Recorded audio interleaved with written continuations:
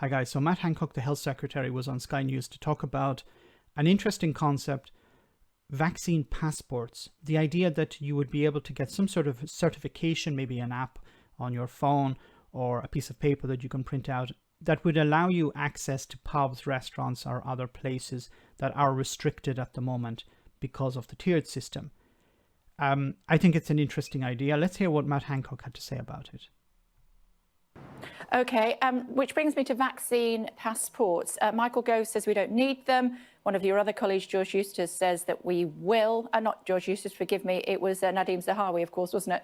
Do we need a vaccine passport when we've had it in order to get access to pubs, restaurants, places of worship, I don't know, wherever else it might be? Do we need a vaccine passport? So if Zahawi said, Zahawi is the head of the rollout of this vaccine. If he said that it's necessary, then I would assume it's correct. Sorry, yes, he said it was necessary. If Michael Gove said it wasn't, then I would assume it's necessary, because whenever Michael Gove says, you can probably go in the opposite direction. Now, who is Zahawi's boss? Well, it's Mr. Hancock, the health secretary.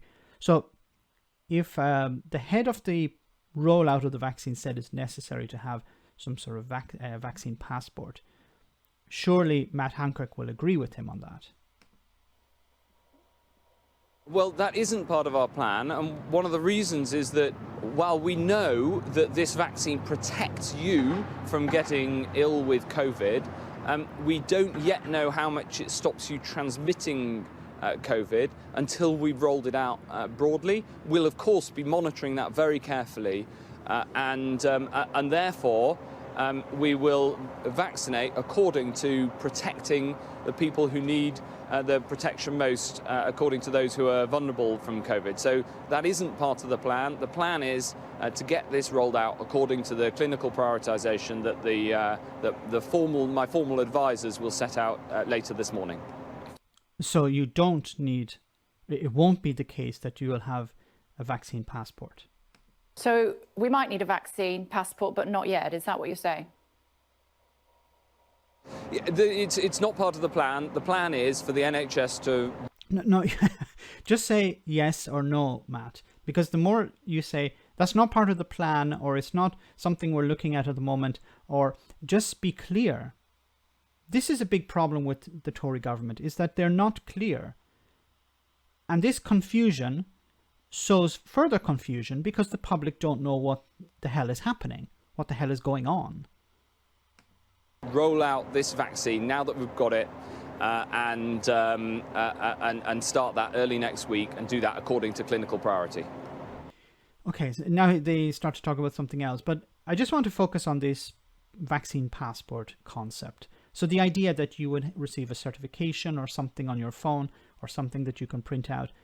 But the problem with this passport is we don't know how long it takes for the vaccine to be effective.